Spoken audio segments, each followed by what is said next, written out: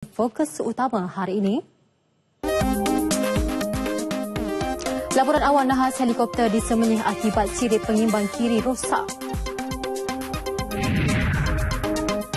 Dadah jenis ketamin seberat 18 kg dirampas. Pembangunan Nod Pertumbuhan Baram terima sokongan penuh Kerajaan Persekutuan. Baik, selain berita utama, kami juga akan berlintas langsung bersama Jovina Jimlajim di Sabah, Nur Jauna Abdullah di Sarawak dan di Perlis bersama Nur Aziah Ahmad. Semuanya seketika nanti.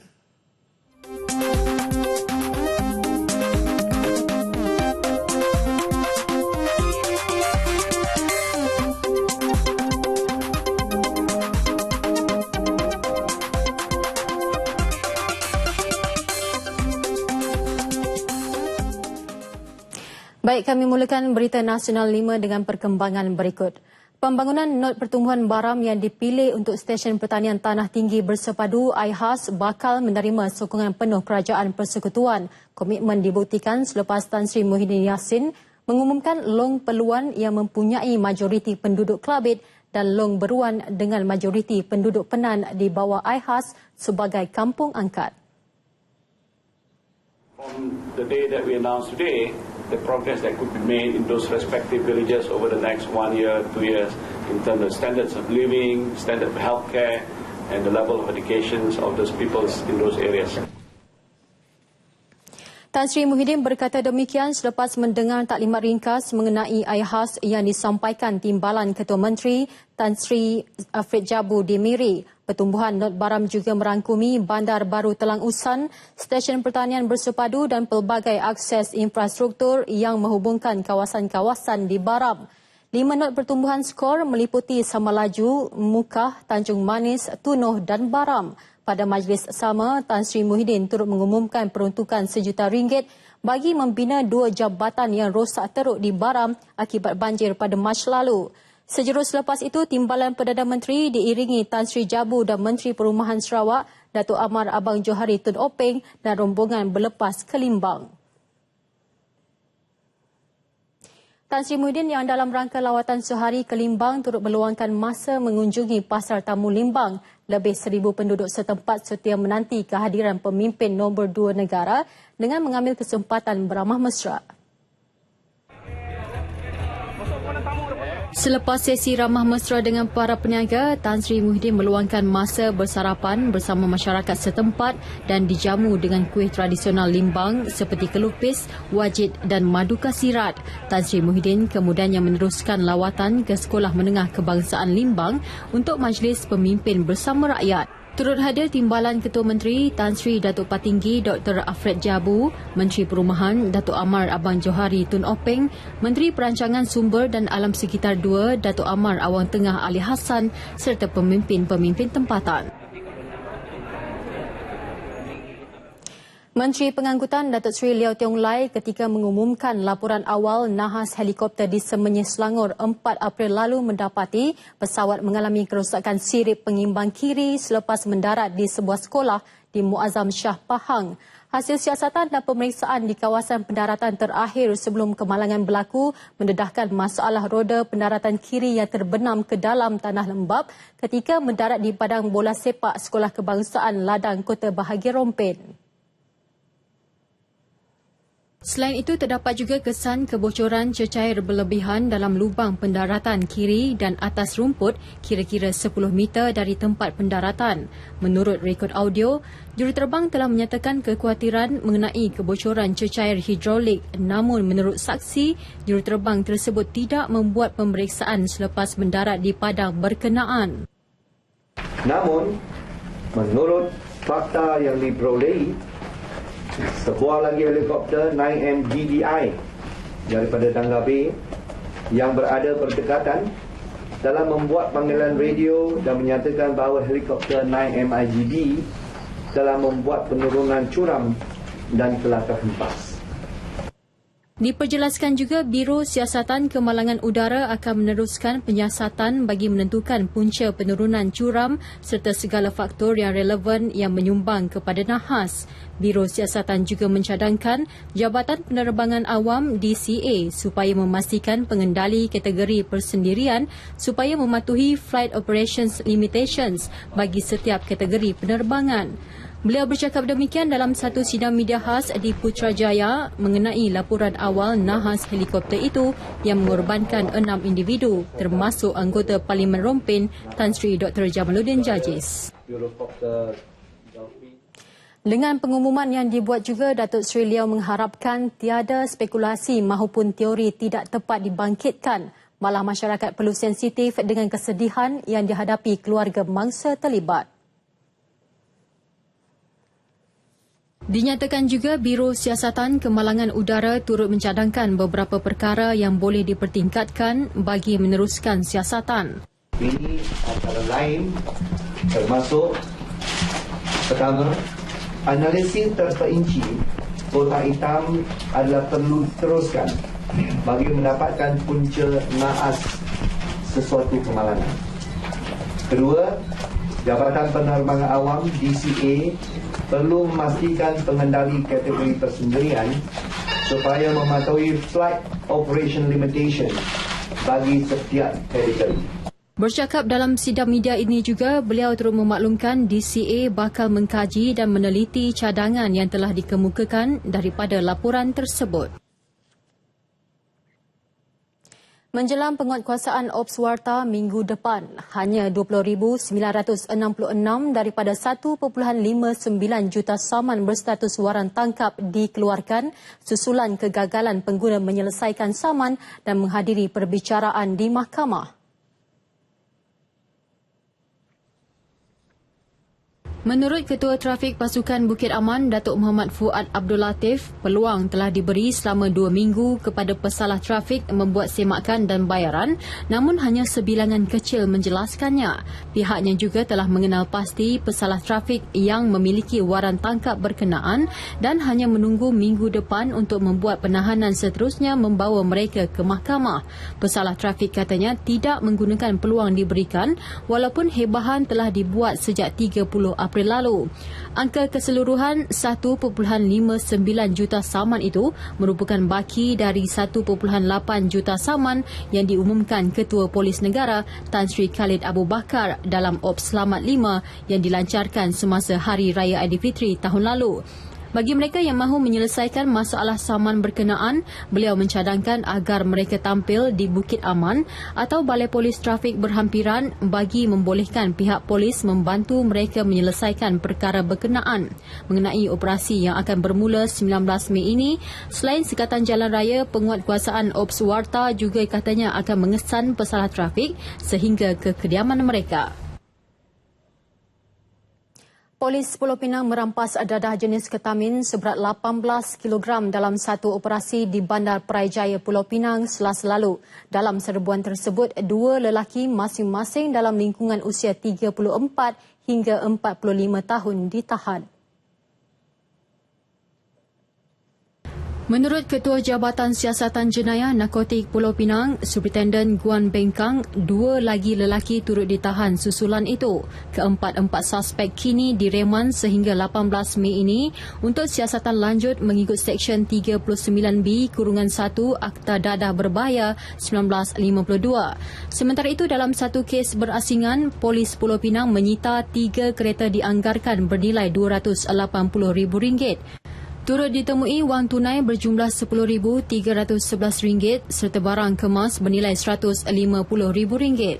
Dengan ini, pihak polis merayulah kepada masyarakat setempat supaya menyalurkan maklumat kepada pihak polis sekiranya terdapat pergerakan ataupun orang-orang yang mencurigai atau disyaki kepada pihak polis.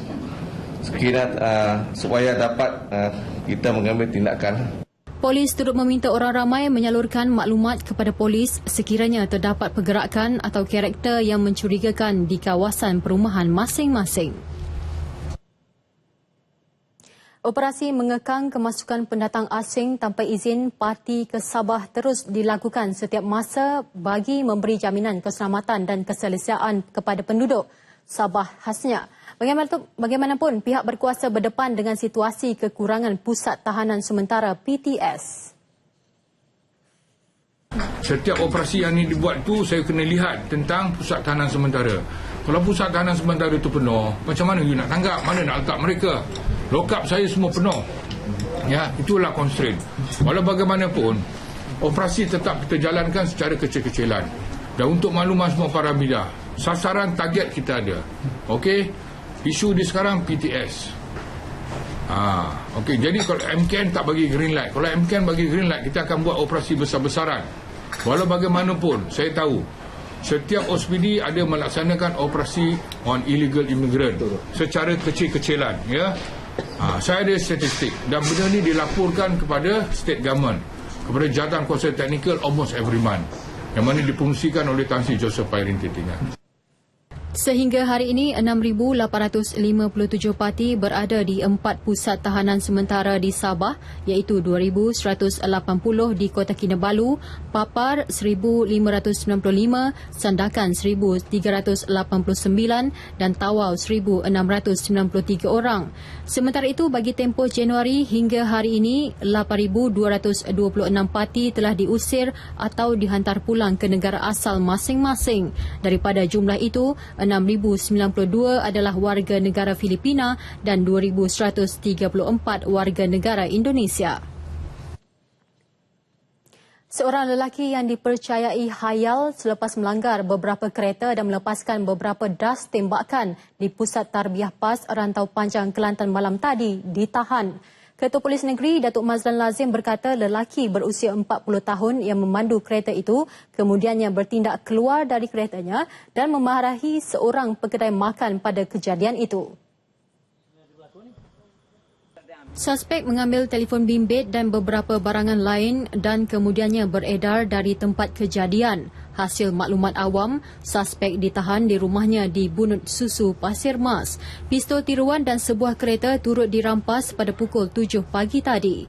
Dia telah keluar dan tembak. Dan kemudian dia orang yang lain semua lari.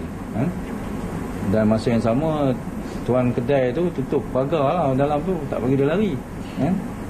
Tapi disebabkan oleh dia lepas tembakan lagi dan dia terus orang semua lari, dia ambil lah barang-barang handphone kat dalam kedai tersebut. Bercakap di Kota Baru, suspek direman 7 hari bagi membantu siasatan mengikut Akta Senjata Api 1971, Seksyen 309 Kanun Keseksaan dan Seksyen 448 Kanun Keseksaan. Dalam perkembangan lain, 5 lelaki dari Kuala Lumpur direman 7 hari bagi membantu siasatan berhubung anggota sindiket Eva yang melakukan samun di negeri ini menggunakan kereta mewah. Beliau percaya dengan penahanan kesemua suspek, pihaknya dapat menyelesaikan kes samun berkenaan. Selain itu, melalui Ops Warta, polis dapat mengesan 438 pengguna jalan raya yang dikenakan 3 kali saman di Kelantan.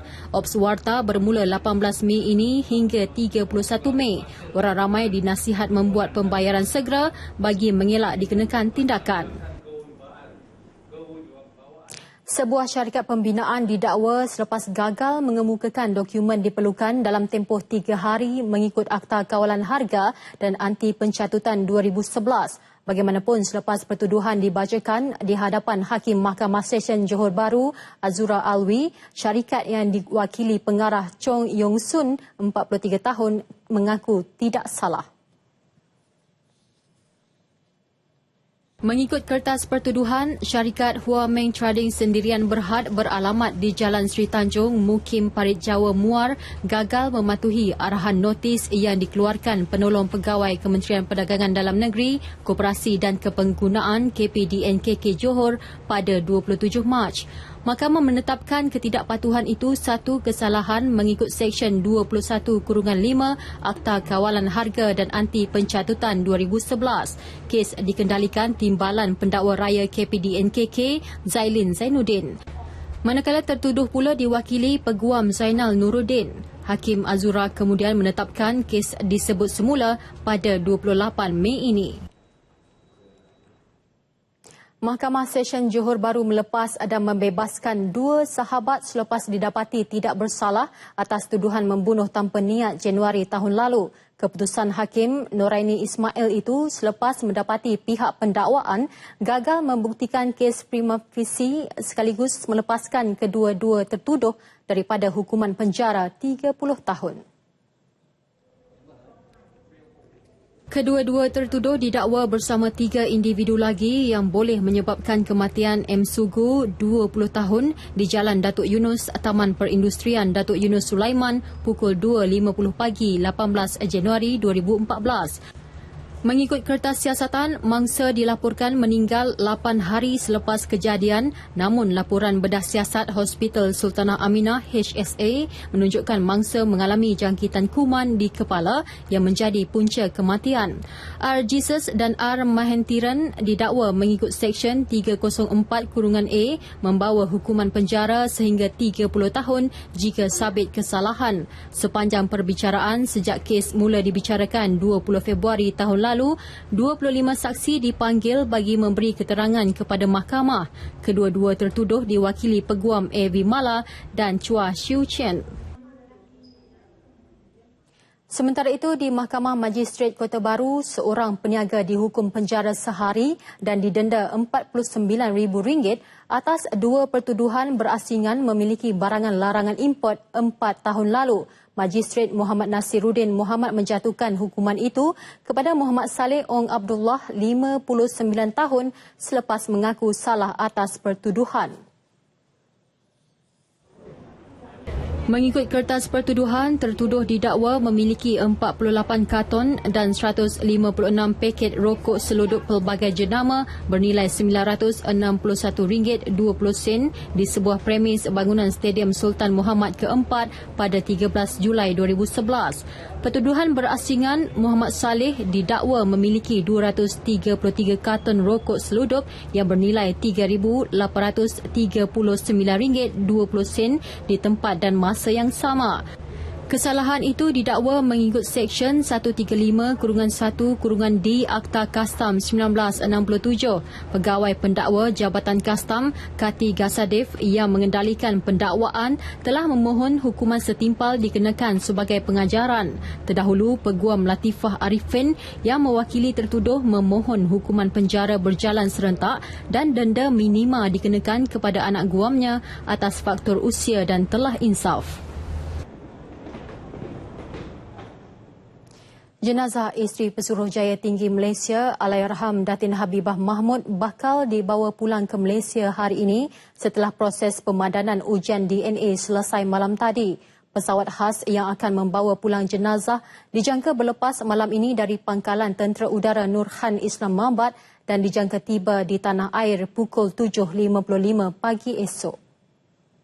Yang terkini proses pemadanan DNA kita pihak hospital telah lakukan dan kerja selesai pada malam semalam.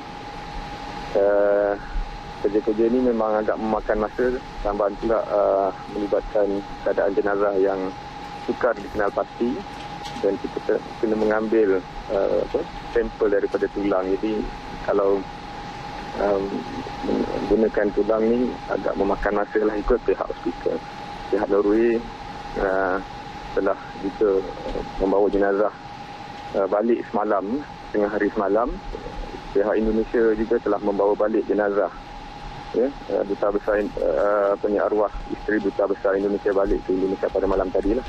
Menurutnya, 9 ahli keluarga termasuk Pesuruhjaya Tinggi Malaysia ke Pakistan, Datuk Dr. Hasrul Sani Mujtabar, seorang menteri pengiring Pakistan serta 2 pegawai Wisma Putra akan turut mengiringi pulang jenazah.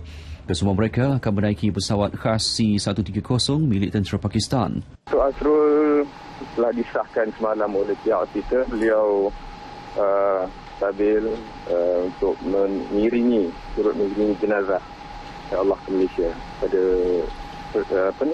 malam inilah pukul 7.30 waktu tempatan.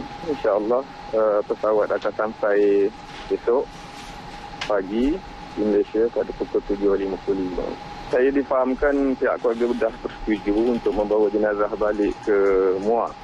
Di Islamabad, keluarga Allahyarham Datin Habibah turut menerima beberapa kunjungan daripada diplomat-diplomat asing di Pakistan yang melahirkan ucapan takziah di atas kehilangan Allahyarham dalam nahas tragik itu.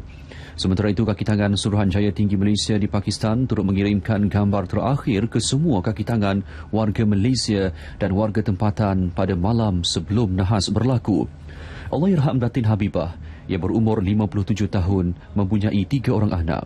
Berasal dari Johor, Allahyarham yang juga seorang guru sangat aktif dalam aktiviti-aktiviti perwakilan Malaysia serta penglibatan tinggi menerusi aktiviti kalangan isteri-isteri diplomat asing di Pakistan sejak hampir 3 tahun lalu. Prasarana berjaya memperoleh kontrak untuk mengendalikan operasi dan penyelenggaraan sistem metro untuk musim haji dari Arafah ke Mina bermula tahun ini. Datuk Seri Najib Tun Razak dalam kenyataannya mengucapkan tahniah kepada syarikat Menteri Kewangan diperbadankan itu berikutan berjaya menewaskan beberapa pengendali utama lain. Prasarana dianugerahkan kontrak selama 3 tahun oleh Kementerian Perbandaran dan Hal Ehwal Luar Bandar Arab Saudi untuk mengendalikan dan menyelenggara laluan Al-Mashir Al-Mugadasah Makkah Metro sedia ada yang beroperasi secara khusus semasa musim haji. Ini merupakan kontrak metro antarabangsa kedua yang prasarana telah peroleh dalam tempoh 6 bulan.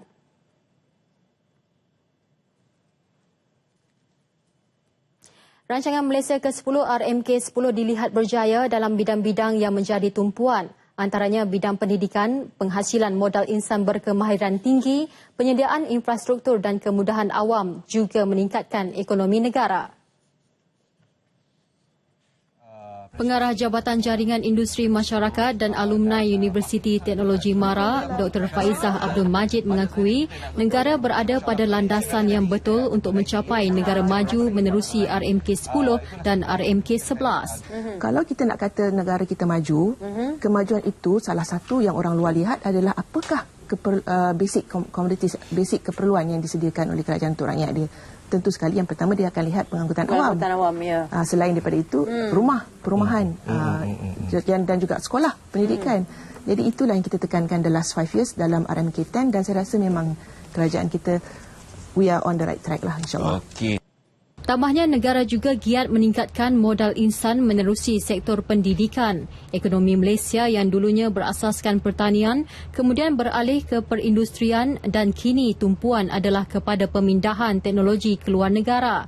Justru pendidikan teknikal dan vocational sudah mula ditekankan agar dapat melahirkan tenaga kerja berkemahiran dan membolehkan mereka menguruskan perpindahan teknologi ke luar negara.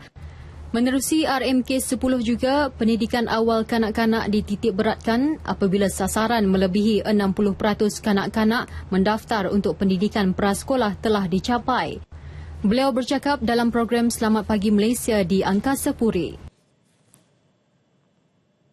Sejak ditubuhkan Bank Negara pada 2006, Agensi Kaunseling dan Pengurusan Kredit AKPK telah menyelesaikan pinjaman 7,800 individu yang berjumlah lebih 300 juta ringgit dengan pelbagai agensi kewangan di negara ini. Sehingga bulan lepas, lebih 330,000 rakyat telah mendapat khidmat nasihat AKPK dan seramai lebih 119,000 orang dibantu menerusi program pengurusan kredit AKPK.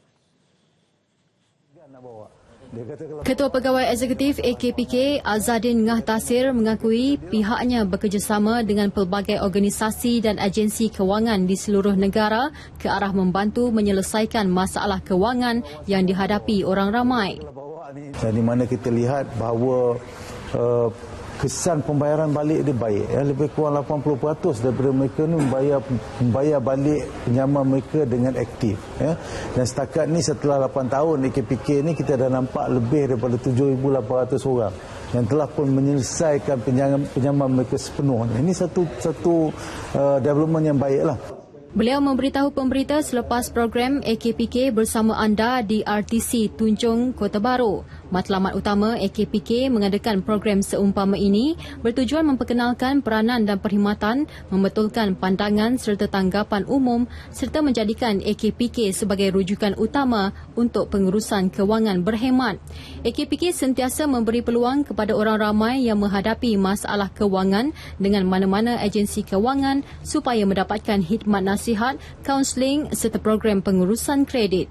Di Kelantan sahaja 938 individu telah mendapat kaunseling daripada AKPK. 176 daripadanya telah mengikuti program pengurusan kredit. Terdapat 11 cawangan AKPK dan 23 pejabat kaunseling di seluruh negara. Pelaksanaan projek pembangunan Kompleks Pusat Inkubator Taman Industri Asas Tani Food Park Fasa 1D oleh Lembaga Kemajuan Wilayah Pulau Pinang Perda dijangka merancangkan program pembangunan usahawan industri makanan di negeri itu. Dengan pelaksanaannya di Kubang Menerung, Tasik Gelugur, ia dijangka menjadikan kawasan tersebut sebagai hub pengeluaran makanan halal. Pengerusi Perda Datuk Syahabuddin Yahya berkata projek bernilai 3.7 juta ringgit di tanah seluas 36 hektar itu dapat membantu usahawan mendapatkan kemudahan kondusif dan berteknologi terkini bagi memajukan perniagaan. Melibatkan pembinaan 14 unit premis perniagaan setingkat setengah dengan kadar sewaan antara RM600 hingga RM1,500. Jadi bangunan kilang-kilang yang kita bina ini adalah merupakan bangunan yang bersifat moden dan dilengkapi dengan segala keperluan terkini. Bagi usahawan, pelaksanaan projek ini tepat pada masanya dan membantu usahawan memantapkan operasi serta meningkatkan pengeluaran. Kita nak ambil lot supaya kita boleh pindah ke premis yang lebih besar. Sebab beberapa masa ni macam kita tengok Animax ni kita ada satu flavor saja. Kita ada flavor lime. Tapi insyaAllah by end of this month kita ada blackcurrant, kita ada pineapple, kita ada original. So capacity meningkat 3 kali ganda. So kita perlukan space yang besar lagi lah untuk kita nak tampung pengeluaran dengan stok. Satu input yang cukup memberansangkan dapat meningkatkan ekonomi para usahawan yang nak bagi orang kata lagi improve teknik untuk industri pemakanan. Premis sedia ada melibatkan 18 unit disertai usahawan kecil dan sederhana IKS. Mengambil iktibar banjir besar yang pernah berlaku di Kedah pada 2010 dan banjir buruk di Pantai Timur tahun lalu, Jabatan Pertahanan Awam Malaysia JPAM Kota Star mengambil langkah awal dengan memberi pendedahan asas kepada masyarakat setempat. Kursus 2 hari itu disertai 25 penghulu dan kaki tangan pejabat daerah dan tanah Kota Star. Kumpulan sasaran ini merupakan mereka yang paling dekat dengan penduduk setempat dan mampu mengambil tindakan awal sebelum bantuan tiba. Tujuan kursus ini dilaksanakan kerana memenuhi hasrat Datuk Pegawai Daerah, iaitu mewujudkan skuad banjir. Jadi bagi menyediakan ilmu dan juga pengetahuan kepada semua ahli skuad banjir tersebut, maka kita melaksanakan kursus ini dan insya-Allah diharapkan daripada kursus ni dan ilmu yang kita dapat mengukuhkan lagi semangat dan juga pengetahuan kepada penghulu-penghulu dan pejabat daerah khasnya. Teknik yang kita ajar sini adalah yang pertama asal rendang, kita bagi diorang belajar asal rendang. Yang kedua, untuk menyelamat di air ini kita bagi pada dua. Satu yang pertama kita buat menyelamat menggunakan peralatan, iaitu menggunakan throwback dan kita menggunakan tali. Yang kedua kita menggunakan teknik tanpa peralatan, iaitu kita gunakan cinto dan backstroke. Yang mana kita boleh bawa mangsa ni tanpa menggunakan peralatan, kita boleh bawa ke tepi lah. Latihan seperti ini bakal diperluas kepada masyarakat, terutama mereka yang tinggal di kawasan yang kerap dilanda banjir. Persediaan bagi menghadapi bencana dapat dilakukan dengan lebih sempurna dengan adanya penyelarasan dan kerjasama antara sektor awam dan swasta. Dalam pelbagai bencana buruk berlaku di seluruh dunia sejak kebelakangan ini seperti banjir dan tanah runtuh, menuntut semua pihak bertindak pantas dalam aspek mencari dan menyelamat selain memberikan bantuan kemanusiaan. Cabaran yang besar. Yang pertama Sebuah pertubuhan NGO di negara ini, Mercy Malaysia, menganjurkan persidangan antara sektor awam dan swasta bagi berkongsikan pandangan dan pengalaman mereka semasa menghadapi bencana. Presidennya, Datuk Dr. Ahmad Faizal Firdaus berkata, 3 aspek penting iaitu keutamaan, penyelarasan dan komunikasi perlu diambil kira. Sistem sudah ada.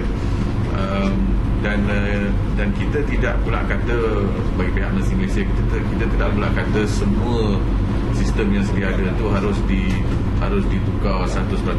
Tidak. Tapi seperti mana Tuan sebut, kita harus mengadaptasi, membuat pembaikan di mana perlu. Kita perlu improve the system, perlu update, perlu kemas kini sebab dunia sudah berubah. Kertas kerja akan dibentangkan berdasarkan kepada maklum balas yang diperolehi dari persidangan ini untuk dikongsikan dan tindakan bersama peserta persidangan dan agensi-agensi berkaitan. Pengarah Kesihatan Kedah Datuk Dr. Nurhizan Ismail dalam satu kenyataan menyatakan berlakunya peningkatan kes denggi di negeri itu bagi tempoh Januari hingga 9 Mei lepas. 328 kes demam denggi dicatatkan bagi seluruh daerah dengan peningkatan mencecah 73 kes atau 28.6% berbanding 225 kes tempoh sama pada tahun lalu. 2 kes kematian turut dicatatkan sepanjang tempoh berkenaan. Beberapa daerah di negeri ini juga mencatat peningkatan kes termasuk Kota Star iaitu 173.9% atau 63 kes berbanding 23 kes pada tahun lalu. Baling 68.8% atau 27 kes berbanding 16 kes tahun lalu. Daerah Kulim pula mencatatkan 14.6% atau 79 kes berbanding 32 kes tahun lalu dan daerah Yan sebanyak 183.3% atau 17 kes berbanding 6 kes tahun lalu. Pihaknya telah melakukan pemeriksaan ke atas 135,523 premis dan didapati sebanyak 2,358 premis mempunyai pembiakan jentik-jentik. Sehubungan itu, pihaknya telah mengeluarkan sebanyak 963 kompaun dengan nilai 451,200 di bawah Akta Pemusnahan Serangga Pembawa Penyakit 1975. Sebanyak 146 notis Seksyen 8 turut dikeluarkan bagi arahan pembersihan dan pemusnahan tempat pembiakan Aedes. Justru usaha berterusan dilakukan pihaknya dalam mengekang peningkatan kes demam denggi di negeri ini. Sehubungan itu, masyarakat perlu bekerjasama dan memastikan kediaman serta persekitaran sekitar bebas dari ancaman denggi. Kesedaran masyarakat mengenai langkah keselamatan kebakaran menjadikan angka kes kebakaran di Terengganu mencatatkan penurunan lebih 50% dalam tempoh 4 bulan pertama tahun ini. 989 kes direkodkan berbanding hampir 2,000 kes dalam tempoh sama tahun lalu. Jelas Pengarah Jabatan Bomba dan Penyelamat Malaysia Terengganu, Muhammad Saleh Sarbini, paling banyak penurunan kes melibatkan kebakaran belukar iaitu 616 kes berbanding 1,200 kes dalam tempoh sama tahun lalu. Kebakaran bangunan turut mencatatkan kadar penurunan. Ekoran penurunan kes kebakaran tersebut, jumlah kerugian menurun kepada 3.88 juta ringgit berbanding tahun sebelumnya 8.5 juta ringgit. Faktor kurang tahun ni. Satu, pasal cuaca tempoh hari kurang sikit. Dan kalau kita banding tahun lepas tu, dia lebih meningkat sebab faktor cuaca, panas sebagainya, kebakaran terbuka tu. Kalau kita campur kebakaran terbuka ni, dia akan kurang lagi lah. Kalau tengok tahun lepas tu, luka saja ada 1, 2, 3, 1 tu. Tahun ni, setengah daripada tu. Dia, kalau kebakaran kebun, hutan, luka, sampah dan sebagainya, pasal lain-lain, dia 716. Tapi tahun lepas tu 1434 sekali ganda. Kalau tengok kat situ kebakaran terbuka tu. Jadi itu yang banyak kurang tu. Beliau berkata demikian selepas merasmikan Majlis Sambutan Hari Anggota Bomba Sedunia Peringkat Negeri di Kuala Terengganu. Turut diadakan pertandingan mewarna Kelab 3K dan pameran kebombaan di samping pertandingan kawat kecekapan PBS dan kawat kecekapan ERT. Nasional 5 diteruskan dengan laporan langsung negeri-negeri dan terus sahaja kita bersama dengan Jovinia Jim dari negeri di bawah Bayu. Silakan. Terima kasih Margaret di Angkasa Puri. Salam sejahtera dan salam satu Malaysia. Rakyat Sabah masih berpaksikan kepada perpaduan yang utuh demi keamanan berkekalan walaupun negara ketika ini berada dalam situasi banyak isu yang perlu ditangani.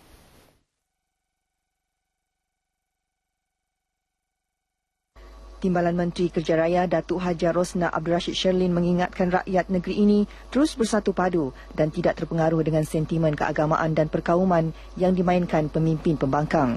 Ini kerana pemimpin pembangkang sentiasa mencari peluang untuk menggugat kestabilan dan keharmonian lebih 32 etnik di Sabah kerana belum dapat menembusi kekukuhan Barisan Nasional di negeri ini. Ianya tidak menjadi satu kondis ataupun menjadi satu permasalahan di negeri Sabah ini kerana kita memahami, rakyat Sabah memahami bahawa itu hanyalah satu cetusan setengah pihak yang cuba mendapatkan orang kata keistimewaan politik ataupun sokongan politik sementara. Datuk Rosnah yang juga ahli Parlimen Papar berkata demikian selepas merasmikan Majlis Sodop Unduk Ngadau dan pertandingan akhir Sugandoi sempena Pesta Keamatan Peringkat Daerah Papar. Beliau melihat keamatan tersebut menyerlahkan perpaduan masyarakat pelbagai kaum di Papar kerana ia turut diraikan masyarakat Brunei dan Bajau di daerah itu, selain masyarakat Kadazan Dusun dan Murut. Pertubuhan Peladang Negeri PPN Sabah akan mempergiatkan lagi kempen penerangan dan kesedaran memerangi orang tengah dalam kalangan ahli-ahlinya. Usaha itu juga sebagai sokongan kempen Jihad Memerangi Orang Tengah yang dilaksanakan Kementerian Pertanian dan Industri Asas Tani. Kempen itu telah menunjukkan impak positif dalam meningkatkan pendapatan golongan petani, penternak dan nelayan apabila kebanyakan mereka mula menjual kepada pertubuhan peladang. Pengerusinya, Datuk Muhammad Nazri Abdullah berharap menerusi kempen itu tahap kesedaran golongan petani, penternak dan nelayan di negeri ini dalam memerangi orang tengah meningkat kepada 20% berbanding 15% ketika ini. Masa ini adalah masa mesyuarat agung pertubuhan peladang di kawasan-kawasan di seluruh Malaysia. Jadi masa inilah masa sesuai kita boleh memberi penerangan kepada ahli-ahli kita. Beliau ditemui pemberita RTM di Kota Kinabalu selepas meraikan kehadiran rombongan pertubuhan peladang kawasan PBK Pekan Pahang yang diketuai pengurusinya, Datuk Abdul Manaf Sulong. Sementara itu, Datuk Abdul Manaf berkata, kehadiran rombongan itu ke Sabah adalah untuk menandatangani satu perjanjian usaha sama dengan sebuah syarikat di Sabah bagi membangunkan industri akuakultur di kawasan PBK itu. Lawatan rombongan itu juga untuk bertukar-tukar pengalaman dan berkongsi pengetahuan khususnya dalam penternakan burung walit di Sabah. Kerjasama antara ketua polis daerah dan anggota polis amat diperlukan bagi memastikan tahap keselamatan rakyat di negeri ini terus terjamin. Pesuruhjaya Polis Sabah Dato' Jalaluddin Abdul Rahman menegaskan kerjasama kedua-dua pihak harus sentiasa menjadi keutamaan ketika bertugas selain sentiasa berwaspada dan siap siaga dalam menjalankan tugas. Beliau juga meminta anggota dan pegawai polis sentiasa memantau kes-kes trafik, jenayah dan laporan orang awam dengan cepat. Dato' Jalaluddin menyatakan demikian selepas menyaksikan Majlis Serah Terima Tugas antara bekas pemangku Ketua Polis Daerah Penampang DSP Asmir Abdul Razak kepada Ketua Polis Daerah Penampang yang baharu DSP Rosleh Hobdin. Majlis berlangsung di Ibu Pejabat Polis Daerah Penampang. Karnival Keamatan Peringkat Bandaraya Kota Kinabalu memberi peluang kepada warga bandaraya untuk meraihkan bersama kemeriahan Pesta Keamatan yang disambut dalam suasana aman dan harmoni. Ia sekaligus membantu kerajaan negeri mempromosi bandaraya Kota Kinabalu sebagai destinasi pelancongan.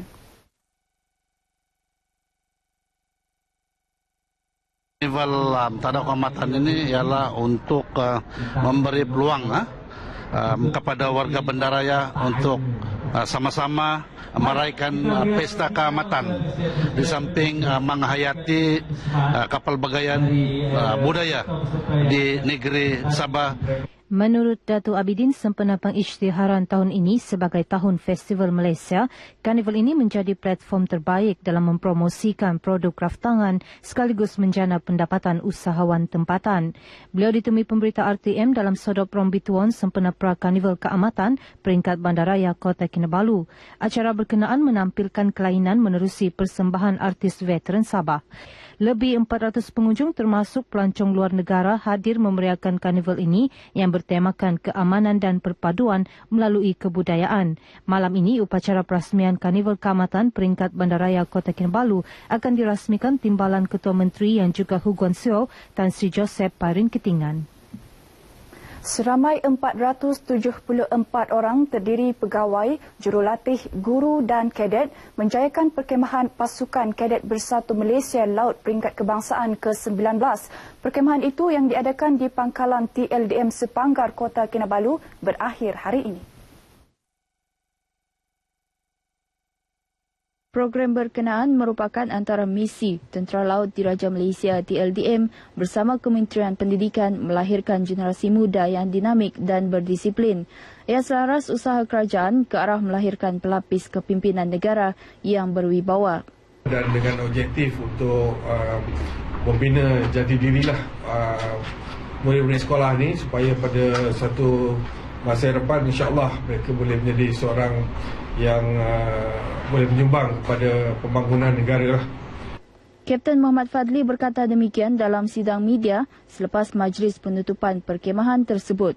Perkemahan selama 5 hari ini membabitkan 14 kontingen dengan penyertaan 370 pelajar dari 55 buah sekolah menengah seluruh negara. Sabah menerima anugerah kadet terbaik wanita menerusi Nur Faratu Naimah Sinidol. Sabah juga berjaya menduduki tempat kedua daripada 14 kontingen yang menyertai perkemahan ini. Sekian sumbangan bahan berita dari Sabah petang ini. Seterusnya bersama rakan penyampai Nur Jauna di Sarawak. Silakan. Terima kasih Jovina di Kota Kinabalu. Assalamualaikum dan salam satu Malaysia. Projek-projek terbengkalai di Sarawak akan diberi perhatian dalam rancangan Malaysia ke-11. Ini termasuk projek Jalan Meritam hingga ke Buang Abel Limbang yang telah terbengkalai sejak 2011. Timbalan Perdana Menteri Tan Sri Muhyiddin Yassin berkata projek tersebut akan dilaksanakan di bawah Kementerian Kemajuan Luar Bandar dan Wilayah. Ini adalah orang kata projek-projek tertentu yang saya harapkan telah dikemukakan oleh pihak kerajaan negeri kepada pihak kementerian yang berkenaan, mungkin di bawah KKLW, dan kalau ada yang belum selesai, mungkin kalau mereka mendapat peruntukan tertentu dalam RM ke-11, maka projek itu boleh dapat dilaksanakan. Tan Sri Muhyiddin berkata demikian pada sidang media selepas Majlis Pemimpin Bersama Rakyat di Sekolah Menengah Kebangsaan Limbang di Limbang. Ditanya mengenai isu bekalan air bersih di SMK Menabit, beliau yang juga Menteri Pendidikan memberitahu anggaran kos sebanyak 11 juta ringgit akan diperuntukkan bagi menyediakan bekalan air bersih di sekolah berkenaan. Itu untuk bekalan air bersih yang perlu disediakan pada sekolah ini. Pasal jalan itu agak jauh, jadi daripada sistem retikulasi yang perlu disediakan itu melibatkan satu jumlah yang boleh dikatakan besar untuk sebuah sekolah. Tapi kita akan semak dengan kementerian kalau mereka ada wang yang berbaki sebelum masuk ke RM ke-11, kita akan minta supaya dilaksanakan. Jadi saya akan semak. Terdahulu dalam ucapannya, beliau telah mengumumkan peruntukan sebanyak RM0.5 juta bagi membaiki kemudahan di SMK Limbang. Sementara itu, mengenai cadangan Ahli Parlimen Limbang, Haji Hasbi Habibullah, berkenaan pembinaan sekolah berpusat bagi sekolah-sekolah yang terletak di sepanjang Sungai Limbang, beliau meminta agar Jabatan Pendidikan Negeri mengadakan perbincangan dengan ibu bapa pelajar bagi mencapai persetujuan tersebut. Sementara itu, pada tinjauan mesra di Pasar Tamu Limbang pagi tadi, beliau telah meluluskan peruntukan sebanyak RM1 juta bagi menaik taraf pasar besar berkenaan bagi keselesaan dan kemudahan penduduk. Seramai 407 orang penjawat awam di negeri ini menerima pingat perkhidmatan setia yang disampaikan oleh Ketua Menteri Tan Sri Adnan Satem di Sibu hari ini. Majlis penyampaian kali ini melibatkan 8 buah jabatan negeri dan 3 agensi persekutuan. Jabatan Pendidikan Negeri Sarawak merupakan jabatan penerima teramai iaitu 108 orang. James Tunjang dari Jabatan Kesihatan Negeri Sarawak merupakan penerima yang paling lama berkhidmat iaitu selama 43 tahun.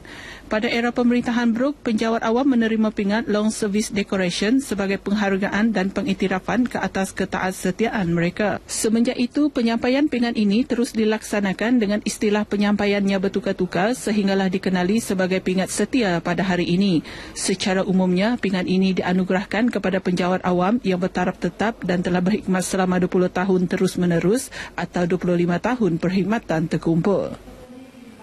Hasrat seorang pemilik bot pancing untuk bersia-sia dengan bot barunya tidak kesampaian apabila maut dalam satu kemalangan di Sungai Sarawak pagi tadi. Menurut penolong pengarah operasi Jabatan dan Bomba Sarawak Farhan Sufian, mangsa Anwar Solihin 53 tahun berasal dari Kampung Paru Kuching dikatakan sedang menguji kelajuan bot baru di bawah jambatan Tun Abdul Rahman Yaakob sekitar pukul 10 pagi. Akibat kelajuan di luar kawalan sewaktu memusing botnya, mangsa dikatakan terpelanting keluar dari bot dan lemas, namun botnya masih lagi berlega-lega berpusing di tempat kejadian.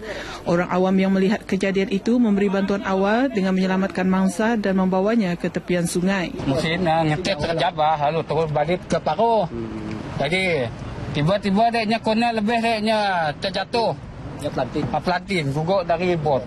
Usaha untuk menyadarkan mangsa dengan kaedah CPR bagaimanapun gagal dan mangsa dibawa ke Hospital Umum Sarawak untuk tindakan rawatan. Mangsa disahkan meninggal dunia pada pukul 11.50 pagi tadi oleh pihak hospital. Lembaga Sungai-Sungai Sarawak LSS akan membenarkan operator bot meningkatkan kekerapan perjalanan bagi semua terminal menjelang perayaan Gawai Dayak Jun ini. Menteri Pembangunan Infrastruktur dan Perhubungan Negeri Datuk Seri Michael Manyin berkata, bagaimanapun mereka perlu mendapatkan kebenaran pihak LSS dengan mengisi borang yang disediakan. Bercakap kepada media di Kuching, beliau berkata bagi memastikan keselamatan orang ramai terpelihara, pihak Lembaga Sungai-Sungai Sarawak yang dibantu kaki tangan agensi lain seperti Jabatan Laut Wilayah Sarawak, Polis, Agensi Penguatkuasaan Maritim Malaysia dan Rela akan memantau pergerakan trafik di sungai-sungai Sarawak di negeri ini bermula 25 Mei hingga 14 Jun. Operasi penguatkuasaan akan dilakukan dalam 3 fasa meliputi tempoh pulang ke kampung dan kembali ke destinasi masing-masing. Selain itu, mereka akan mengenal pasti laluan kritikal terutamanya di Rajang dan beberapa sungai lain. Tujuan kita ialah untuk memastikan dalam perayaan Gawai Dayak yang akan kita raikan pada 1, 2, 3 hari bulan Jun ini nanti tidak ada berlaku sebarang yang tidak diingini di sungai-sungai di seluruh negeri Sarawak. Tambahnya, untuk musim gawai ini, terdapat 31 buah bot beroperasi dengan kapasiti sebanyak 3,142 penumpang dalam satu-satu masa. Antaranya ialah termasuk bot Kesibu, Song, Kapit, Belaga dan Kuching. Setakat ini dahulu semangat berita dari Sarawak untuk Lintas Langsung Nasional 5 petang ini. Seterusnya kita bersama Nur Aziah di Perlis. Terima kasih rakan setugas Nur Jauna di Sarawak. Kementerian Pertanian dan Industri Asas Tani mahu tanaman mempelam harum manis dijadikan fokus utama di Perlis dalam menjayakan program Taman Kekal Pengeluaran Makanan TKPM. Ia berkaitan potensinya begitu besar untuk memberi pulangan lumayan kepada petani. Menterinya Datuk Seri Ismail Sabri Yaakob berkata langkah itu bagi membolehkan harum manis yang bukan sahaja terkenal dalam negara, malah di luar negara diusahakan secara berskala besar. Serulah kepada petani-petani di Perlis ini supaya kalau boleh tukarkan pokok-pokok yang tidak ada nilai dari segi pasaran ini tukar kepada harum manis dan sebagainya. Sebab saya kata tadi kita ada program tanaman semula pokok buah-buahan. Jadi kalau ada pokok-pokok lama yang tak mendatangkan nilai yang tinggi itu, mereka boleh terlibat dalam program tanaman semula. Itu saranan kita. Tetapi masih lagi pilihan itu kepada petani-petani. Beliau mengadakan lawatan ke Pusat Pertanian Bukit Bintang, Sungai Batu Pahat, Perlis. Berhubung sekiranya ada kemahuan negeri-negeri lain mahu mengusahakan tanaman ini, beliau berkata tidak ada halangan untuk petani mengusahakannya. Bagaimanapun, kajian tentang kesesuaian tanah dan cuaca untuk mengeluarkan hasil yang baik perlu dijalankan seperti yang dilakukan oleh negeri Kedah dan Pahang. Perlis memangnya terkenal dengan produk memplam harum manis berdasarkan iklim dan kesesuaian tanah. Justru itu, melihat kepada sambutannya sepanjang tahun, Institut Pendidikan dan Kemajuan Pertanian Malaysia MARDI kini giat menjalankan kajian bagi menghasilkan harum manis dituai sepanjang tahun. Ketua Pengarah MARDI, Datuk Dr. Sharif Harun, ketika memaklumkan mengenainya, menyatakan kajian teknik cantuman dewasa dengan induk mempelam mampu menjadikannya berbuah sepanjang tahun. Kita study sebab kita tengok salah tu boleh 2 kali setahun. So kemungkinan bila kita buat cantuman dewasa tu, ada kemungkinan harum manis boleh mengikut karakter salah tu lah. So kita akan buat kajian, tengok kesesuaian dan sebagainya. Termasuk dalam salah satu perkara yang kita buat ni, YB, kita nak melihat supaya pengeluaran tu dapat keluar hasil sepanjang tahun. Ada karakter yang diambil daripada salah. Contohnya, kalau harum manis, satu tangkai itu 1 biji saja. Kalau salah sampai 4 biji. Tapi bila kita buat cantuman dewasa tu, dia dapat satu tangkai itu jadi 4 biji juga. Mengikut salah. So kemungkinan ada yang diikut, ada yang tak ikut lah. So kita akan cuba sedaya upaya lah, supaya kita dapat pengeluaran 2 kali sepanjang tahun lah sebenarnya, ataupun 2 kali setahun. Dalam masa yang sama, kerajaan negeri terus komited membantu pengusaha harum manis meningkatkan hasil pengeluarannya sehingga mampu melangkaui pasaran antarabangsa. Kursus serta khidmat nasihat pengurusan ladang sentiasa dianjurkan oleh agensi berkaitan kepada peladang. Beliau menyatakan demikian pada Majlis Perasmian Hari Teknologi Pemulihan Mangga Harum Manis di Kampung Bilal Udoh, Chuping. Turut hadir Esko Pertanian dan Industri Asas Tani Negeri, Ahmad Bakri Dato' Ali. Pada majlis ini juga, MARDI menerima grant RM600,000 daripada Kementerian Pertanian dan Industri Asas Tani dalam usaha membantu penanaman harum manis di negeri ini yang turut menyampaikan peruntukan input pertanian kepada peserta projek pemulihan harum manis. Pertubuhan Peladang Kawasan PPK Berseri diperuntukkan RM174,000, PPK Madang Wilayah 1 menerima RM45,000 serta PPK Paya memperoleh hampir RM65,000. Penahanan 2 suspek di Sungai Petani, Kedah mampu menyelesaikan kes pecah rumah yang berlaku sekitar Perlis dan Kedah. Kedua-dua mereka ditangkap dalam tempoh 24 jam selepas pihak berkuasa menerima aduan mengenai kes pecah rumah di Kangar. Kejayaan pihak berkuasa itu dinyatakan Ketua Polis Negeri Datuk Zul Aznam Harun dengan memaklumkan kedua-dua suspek kini direman sehingga 18 Mei bagi membolehkan siasatan lanjut dibuat mengikut Seksyen 457 Kanun Keseksaan. Mereka yang bekerja sebagai juru kimpal dan pemungut sampah mempunyai rekod jenayah lampau serta positif dadah. Kesemua barang yang dicuri berupa 10 utas jam tangan berjenama dan 2 bentuk cincin yang mencecah nilai RM168,000 ditemui. Kita juga melihat kepada mungkin barangkali ada kaitan 2 orang ni dalam kes-kes pecah rumah yang lain, bukan saja di Perlis, mungkin di sebelah Kedah. Sebab dia datang daripada Sungai Petani, saya rasa pihak polis Kedah juga interested untuk siasat daripada orang ni. Beliau menyatakan demikian selepas mengadakan lawatan kerja di Ibu Pejabat Polis Daerah Kangar. Hadir sama Ketua Polis Daerah Kangar, Superintendent Abdul Rahman Muhammad Nordin. Sekian lintas langsung dari Perlis, kembali semula bersama rakan penyampai Margaret di Angkasa Puri. Silakan. Baik, terima kasih kepada rakan-rakan penyampai untuk laporan langsung negeri. Budaya bersukan dalam kalangan warga universiti sememangnya terus subur. Kejohanan sukan antara Kolej Sukol Universiti Teknologi Mara UiTM, acara tradisi di universiti ini berjaya menarik penyertaan 5,000 mahasiswa dalam pelbagai jenis sukan. Sukol tahun ini akan berlangsung dari 12 hingga 24 Mei depan. Antara acara yang akan dipertandingkan ialah badminton, hoki, memanah, sepak takraw dan temping bowling. Menurut Ketua Setiausaha Kementerian Belia dan Sukan, Datuk Jamil Saleh, kejohanan sukan sebegini diharapkan terus menjadi medium paling penting bagi mencungkil bakat-bakat baru dalam arena sukan. Saya juga mengharapkan menerusi penganjuran kejohanan sukan sebegini akan dapat merealisasikan hasrat UiTM untuk muncul sebagai universiti pertama yang mengaplikasikan konsep sporting campus. Dan agenda ini sangat bertepatan dengan konsep Fit Malaysia yang sedang dipromosikan oleh KBS. Beliau berkata demikian ketika majlis perasmian kejohanan di Stadium UiTM Shah Alam. Kejohanan sukol ini telah menjadi salah satu mekanisme penting dalam mengharumkan nama UiTM di persada antarabangsa. Antara pencapaian terbaik atlet-atlet dari UiTM apabila menyumbang 1 pingat emas, 3 perak dan 1 gangsa di Sukan Asia Incheon yang berlangsung tahun lepas.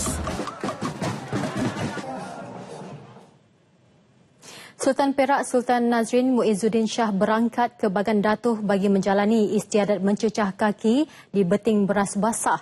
Istiadat tersebut sekaligus menyempurnakan istiadat pertabalan Sultan Perak ke-35. Baginda tiba di JT Bagan Datuh pada pukul 6.45 pagi tadi. Ketibaan Sultan Nazrin Shah disambut rakyat jelata yang menunggu sejak 6 pagi dan baginda sempat meluangkan masa bersalaman dengan mereka. Sejurus itu, bacaan doa dan selawat diperdengar sebelum baginda yang diiringi Menteri Besar Perak, Datuk Seri Dr. Zamri Abdul Kadir menaiki sebuah bot milik Jabatan Bomba dan Penyelamat Malaysia. Hadir sama Menteri Dalam Negeri merangkap Ahli Parlimen Bagan Datuh, Datuk Seri Dr. Ahmad Zahid Hamidi. Sejurus tiba di beting beras basah pada 7.20 pagi, Sultan Nazrin Shah mencelup kaki dan membasuh muka bagi menandakan baginda selamat sampai di situ. Selepas itu, doa dibaca oleh orang kaya-kaya Imam Paduka Tuan Datuk Dr. Afifi Al-Akiti sebelum melaungkan daulat sebanyak 3 kali diikuti beberapa orang istana yang hadir. Beting beras basah adalah tempat persinggahan pertama Sultan Muzaffar Shah sebaik tiba dari Kampar, Sumatera selepas dijemput menjadi Sultan Perak pada tahun 1528. Dalam pada itu, Raja Permaisuri Perak, Tuanku Zara Salim berkenan melawat rumah kebajikan Bethany Home di Hutan Melintang. Baik, paparan itu tadi mengakhiri Nasional 5 petang ini. Laporan meteorologi menyusul selepas ini. Dengan itu, salam sejahtera dan salam satu Malaysia.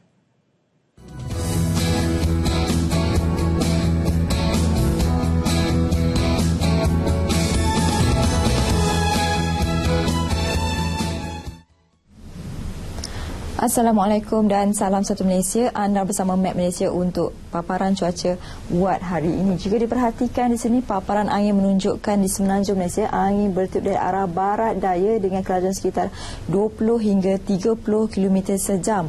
Manakala untuk negeri Sabah dan juga Sarawak dengan kelajuan yang hampir sama namun dari arah yang berbeza, iaitu dari arah timur dengan kelajuan sekitar 20 hingga 30 km sejam.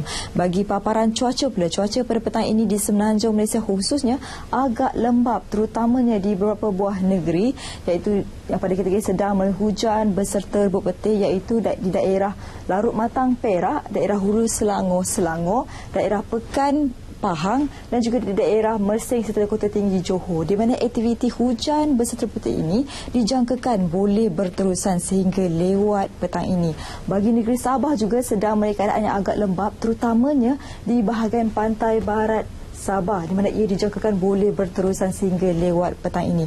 Berbeza pula dengan wilayah Persekutuan Labuan pada petang ini adalah dalam keadaan cerah.